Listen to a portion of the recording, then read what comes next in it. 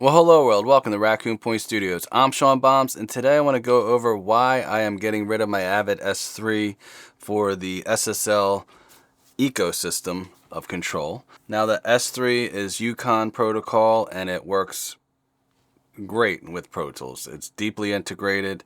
There's so many things you can do. It's got color coding. If you pick something in Pro Tools, it shows up on your S3 and vice versa. It's built like a tank. It has 32 encoders, so the top row can be for whatever you want to control, and you can control on the second row anything else you would want to control. You have access to different parameters that might only be Yukon based. So, you do have some extra control there, but it's big. So that's my main gripe. It's big, and I found that after having it for, 6 years, something like that, I don't need 16 faders. I find that I get lost, because I'm already looking at my session and I see what 1 2 3 4 5 6 7 8. I only see like 8 channels at a time on my edit screen. That's different on the mix screen, but like I'm not looking at all those channels at once. It's just not happening. So I don't need 16 faders is basically what it is. It is nice to have those encoders. They work great. The faders feel great. The build's awesome. And Yukon is great. It's really good. The thing is, I've been dabbling with UAD's Luna, and it doesn't work well with the S3 as far as the Mackie protocol. When you put it in Mackie mode, it's kind of goofy. So you don't have all the controls. You're not going to be able to do sends and flip the faders and all that other stuff. So that being said, I had already picked up the SSL UC1 prior, and I had the S3 here, and then the UC1 was all the way over here, and I just had to reach further than I would like to. I didn't get the UF8 basically just because I had the S3 and I was just looking at, I looked at it, but I was like, yeah, I like the color coding and I like what I have. I don't need anything. Then the UF1 came out and I was like, whoa, that thing is cool. And I loved the LCD screen, the information it gives you, the meter plug-in, because I usually have some kind of VU meter open in my session, so I'm monitoring those kind of overall levels and stuff like that. So I thought that was really cool, and I'm like, man, if I could just get the UF1 with the UC1, maybe I can get rid of the S3. So I knew I would probably miss having some faders though, except for, this one. And I was like, well, I do automation rides and stuff like that. I only really need one fader for that. But then having put the S3 away and just using these two, which works awesome together, I found that when I wanted to solo maybe 3 out of, a few tracks or whatever, that, soloing and then scrolling wasn't really ideal. It's not something I'm used to. I'm used to being able to at least solo 3 things at once. You know what I mean? Like, or mute a few things at once, cut them out, blah, blah, blah.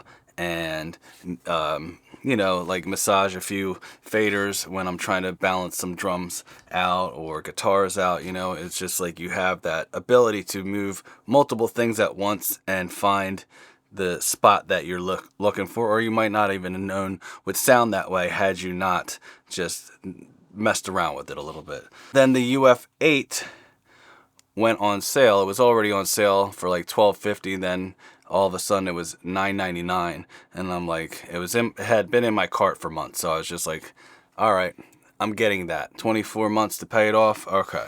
I thought I would miss being able to like click in Pro Tools and then it would bank my faders to wherever, but it's not much different than just hitting shift control and clicking on wherever you want to go, and then it shows up here anyway.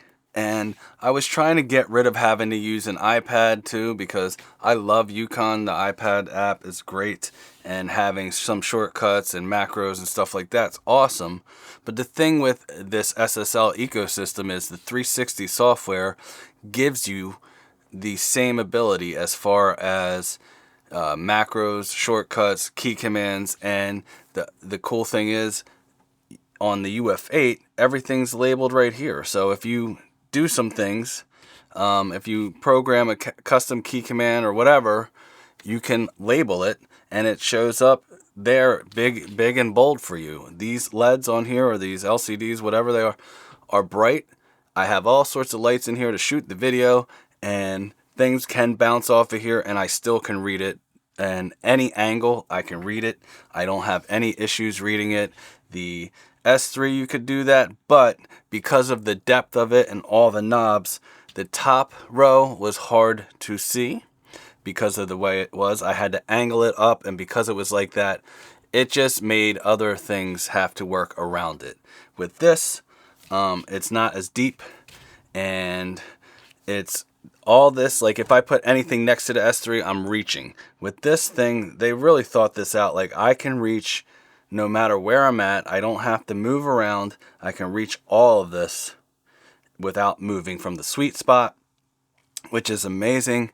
And it gives you the versatility to work in your DAW or in the 360 console, if you will, setup, which can be useful if you're just wanting to balance everything quickly and do some EQ moves. You put the channel strip on every single thing and you open the 360 app. Always amazed when I open it. So then, you know, with this way of working, you still have all your names on there. It follows Pro Tools names. You don't have to name it anything else. You see it and you can move around and just scroll through this stuff and you'll be able to start dialing in your things that way if you want to. And you can also put the UF1 or the UF8 in channel strip mode and they will follow, and you will be able to control the faders in the 360 app with these faders or this fader.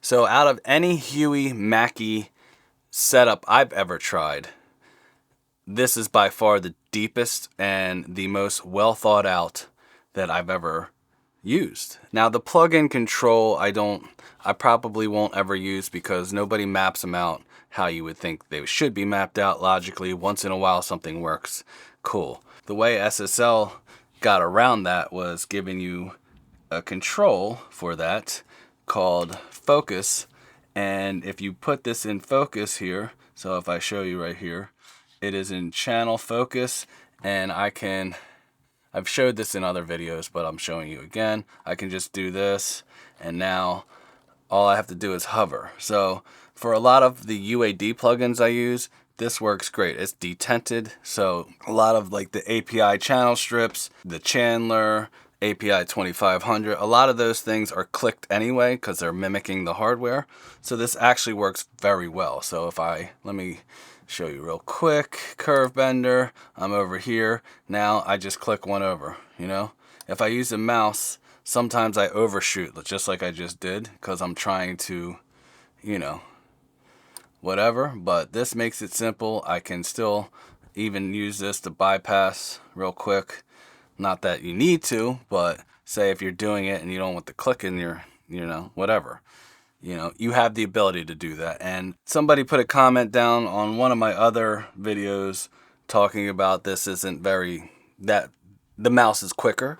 And that might be true for certain things, like a fab filter, Q, anything, or Brainworks kind of EQ, anything that has like, you know, all that crazy graphic and all that stuff that's not modeled after hardware. Yeah, it'll probably be better to just use the mouse. But this is very useful for anything that's mimicked off of hardware and some other plugins. I think it works really well with. And I don't overshoot with it. If anything, I undershoot, which is a good thing for me. The other cool thing with this whole setup is you have quick keys, especially with the UF8, you have these quick keys. So I can program these to do different things. So right now it's just to open and close the plugin window, GUI, and then I can change, you know, the screen that I'm looking at. I can also do that over here on the UF1. And then also on the UF1, I can bring up and bring back the transport if it's in my way, if I need to see it for any reason. because I'm on this screen instead of my edit screen. I can bring it back and forth. These are all different ways you can work together with these things, you know? And so it's very, very useful. Now, the other cool thing is, compared to something like Console 1 Softtube, I know I'm skipping around, but follow me for a second. If I had Console 1 from Softtube in a Pro Tools session and I clicked on the plugin, it would not show up down here like this, okay? I would have to do it I would have to click on the numbers, and I need to have the app open so I can really tell what I'm even on and what I'm adjusting. So I was always, when I did have that, I love the sound of the plugins that they made with it. Hey, I'm in the middle of a video right now. What's up, buddy? I got a new helicopter. Let me see. You want to show people in the video? You want to be in the video for a second? Yeah. Show them your helicopter? Look at the helicopter. Woo, hoo, hoo. Look at you. See yourself? Yeah. You see yourself up there. All right, so what was I saying? Do you remember what I was saying? Talking to the people? I was talking to people. I don't remember what I was saying. I was talking about... I'm going to give you a hug. You're going to give me a hug? Yeah. Oh. Can I sit on your chair too? Okay, you want to sit on my chair? Yeah. All right, so what else were we talking about, Hendrix? I think the other thing is you can have all these VPots set up for whatever you want to use them for in Pro Tools, and they're labeled. I think I said that before. And then you have this area over here. You have sends, which I'll always need. And you see I have a send going to a parallel compression area for my guitars. And then then you just set it back to pans. But I can do this. I can have the UF8. Hold on one second. I can have the UF8 set up to bank channels and scroll through channels, and then the UF1 for the plug-in control. So that's awesome. So I have all that control, and then if you see, I'm on my kick and snare, and then boom, you see I have smash. That's my smash bus that you're seeing all that stuff for. So that's cool. And then what else? We have just different ways you can focus. You have your automation modes here. You can put things into automation really quick. And all the things you can do with the Avid S3, you can do with this. And I find it actually simpler because the Avid S3 had all these functions on the left, and I always just wanted to have my sends. Daddy. And that's it, really. I didn't need it to do anything else. So this makes it simple. Hey. Hey, Daddy. You want to say something? Yeah. What do you want to say?